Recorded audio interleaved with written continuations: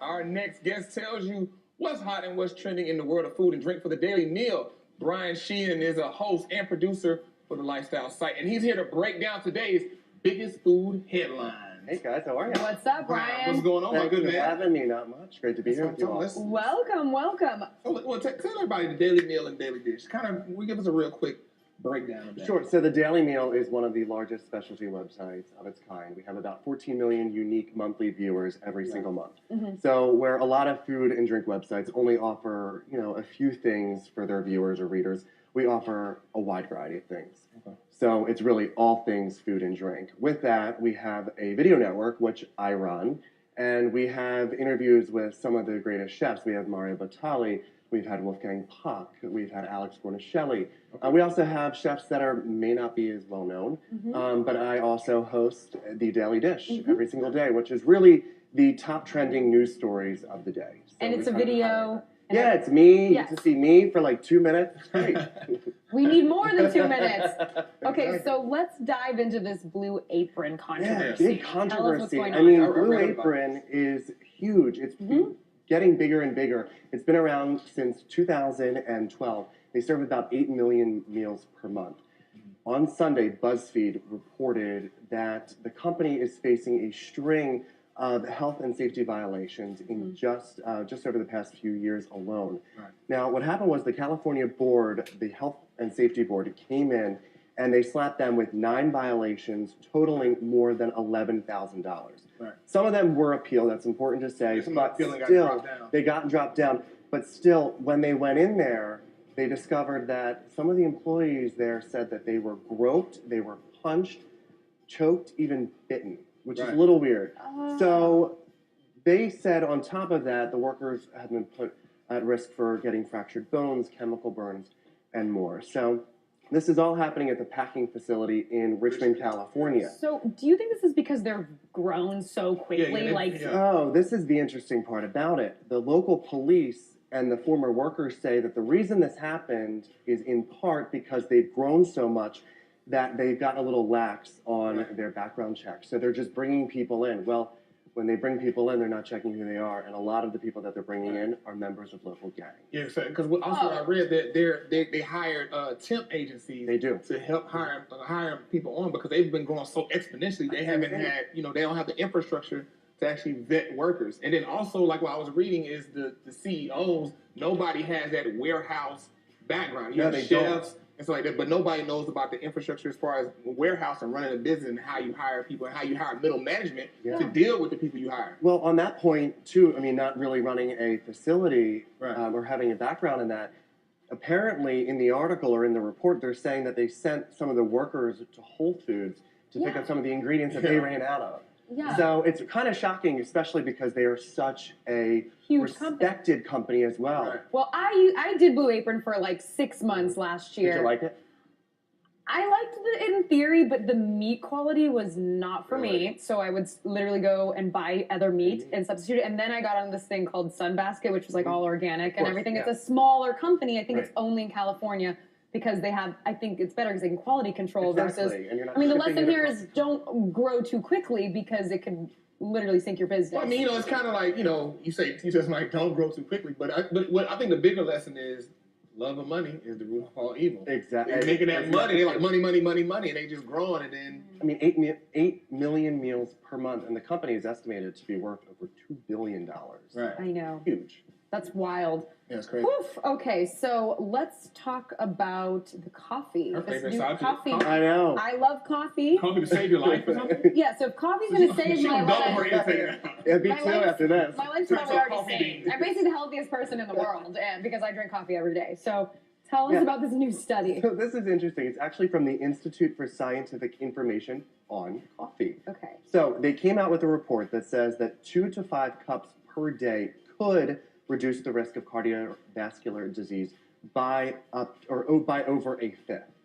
So 5 cups is a lot. That's what I thought when I read I'm a this. 1 cup a day person. That's how I'm. First What thing I kind wake of up. coffee are we drinking? So I mean, for the study, it's just regular coffee. Black coffee. Black coffee. But the thing that I find interesting is what you said. 1 cup of coffee and I'm ready to go. 5 cups is considered normal in this study. So you drink 5 cups of coffee, you're going to be fine, according to the study. Now, they also looked at another study that found a favorable association between habitual coffee consumption and reduced mortality risk. So they're saying that the more coffee you drink, basically, the less chance you're going to have of suffering from cardiovascular disease. But on top of that, as well, they're saying that increased coffee consumption also reduces the rates for irregular and abnormally faster heartbeats, which a lot of people suffer from.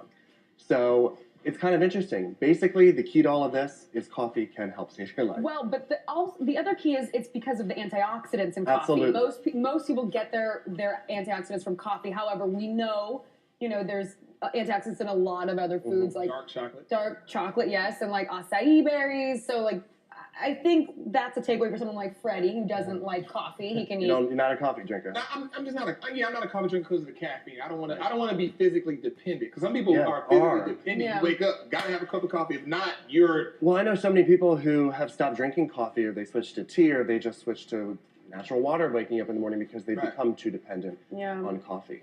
Right, exactly. Yeah. Maybe one day. Okay, so let's talk about the diet. Yeah. We were talking about this earlier, just trying to break it down in our own minds. So now you're here, you can go take us deeper into this. Yeah, so this is from the online medical service called Dr. Ed. So basically, they wanted to see the digitally focused diet trends across the world. So they focused here in the US, and they also focused in other countries across the world.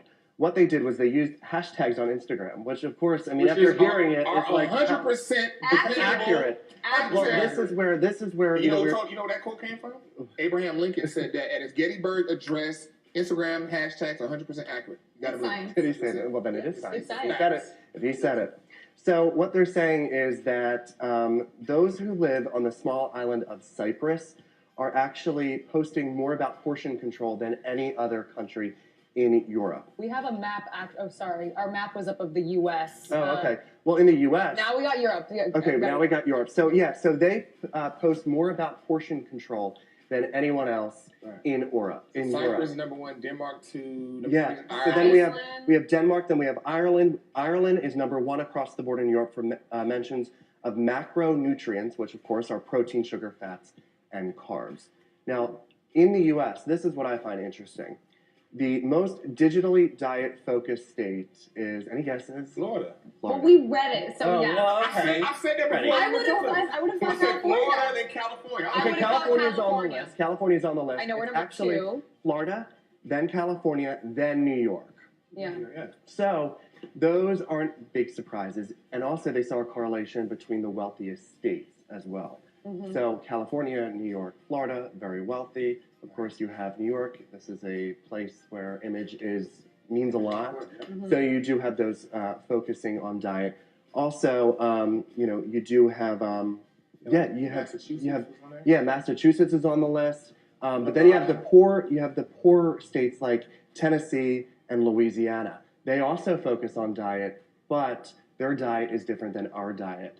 They skip meals instead of eating healthy. Oh. So that's where it was really kind of tricky for them to actually come up with, which state is. One thing I can say, as far as zip code, the 3rd richest zip code is located right outside Nashville, Franklin County. I heard that. My parents were just there, said it's beautiful. Oh, yeah, it's beautiful. It's right outside Nashville. That's where, Franklin County, you got it's Brentwood and all the way out there. So it's a lot of that's where what's her name lives there? Johnny Depp, Taylor Swift, Nicole Kidman. They live out there. Urban, exactly.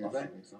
And Gilmore Girls, what's going on? So? Gilmore Girls. So Gilmore Girls is coming back. Of course, that was a cult show, fan favorite. Right? It was on the WB. Then it finished. It was on for 7 seasons. Yeah. Started on the WB, finished its run on the CW. It's coming back on Netflix for a 4-episode special. 4 episodes? What is that? I know. I think a lot of the girls in the office today were discussing this and saying, only 4 episodes? I mean, it's such a tease. If it does well. It's like Fuller House, too. They're seeing if it's going to do well. Test and then they're going to bring it back. But Luke's Diner, fans of the show would know Luke's Diner. Of course, it was played by that grumpy character, lovable but grumpy character, Luke Deans.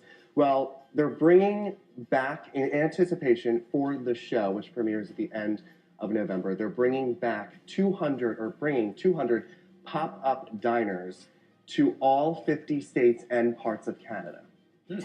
Today only. So if you, after this show's over, go out and Go. try to see, first of all, where it is in your area, and go and try to see what you can get. They have memorabilia. They said that they had a cafe with each of the essentials, hats, aprons, whole 9 yards from the show. So you really, if you're a fan of the show, you can go out. But today only, and of course the show premieres on November 25th. The whole season, of course, season Yeah, 7. And there's, I think, at least 6 here in New York. I saw. So Yeah. there's 1 to Tons. 8 in each state. So check it out. Yeah, 200. You figure 200 in all 50 states Yeah. and Canada. There's got to be. But some are just like 1. Right. Yeah, Like exactly. in North Dakota, they probably just Probably. Yeah. Iowa, fans in like, the- sorry, get more people. All right, hey Brian, A appreciate you. pleasure. Man. A pleasure, guys. Thank Such a you great- so such a much great for time. being Yeah, there. feel free to come back anytime. Oh, I'm right across the street. Oh, perfect. Mi casa es su casa. There we go. All right, coming up tomorrow, we'll be talking with. Oh, wait. Before we finish. Oh, Freddie we has a got the shout camera. out. We got a shout out. Yeah, get the camera on me. Put it on me on my pen. Where is his it? On my pen. pen. Oh. Shout out to the people at Pen Trail. They gave me They've this been cheddar making pen. us Yeah. this awesome. They've made us a bunch of awesome Yeah, pins. they made me this pen. Shout out to people at Pen Trail. My girl Donnie, Jordan. We will be there later on this month doing a special. But they gave me that. But we're gonna do. I think we're gonna do a collab. Yeah, because they Cheddar. made some different ones for all of Cheddar. You have your own special, unique one there, but Yeah, we have a exactly. bunch of awesome pins. So thank you for that. Yes, guys. yes. Pen Trail. Shout out to Pen Trail. Okay. let's go. Okay, so coming up tomorrow, we'll be talking with Eliza Bennett from MTV show Sweet and Vicious, and our girl Kelly Ben Simone joins us to co-host. Kels, we'll see you then.